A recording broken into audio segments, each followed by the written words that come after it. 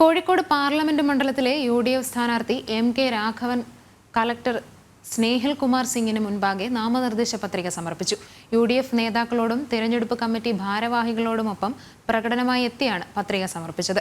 MK Muneer MLA, K Praveenkumar, PM Niyas, MA Razak തുടങ്ങിയ UDF നേതാക്കളോടൊപ്പമാണ് അദ്ദേഹം കളക്ടർക്ക് മുന്നിലെത്തിയത്. രാഹുൽ, പ്രിയങ്ക, TK ശിവകുമാർ തുടങ്ങിയ നേതാക്കൾ കോഴിക്കോട് പ്രചാരണത്തിന് എത്തുമെന്നും പ്രാദേശിക പണസമാഹരണത്തിന് പ്രവർത്തനങ്ങൾ ആരംഭിച്ചുവെന്നും MK രാഘവൻ പറഞ്ഞു. പോളിംഗ് വരെയുള്ള എല്ലാ ഷെഡ്യൂളും തയ്യാറായി കഴിഞ്ഞു.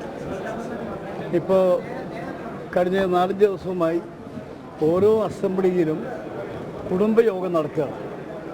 ആ കുടുംബയോഗങ്ങൾ ഞാൻ നേരിട്ട് പങ്കെടുക്കുകയാണ്.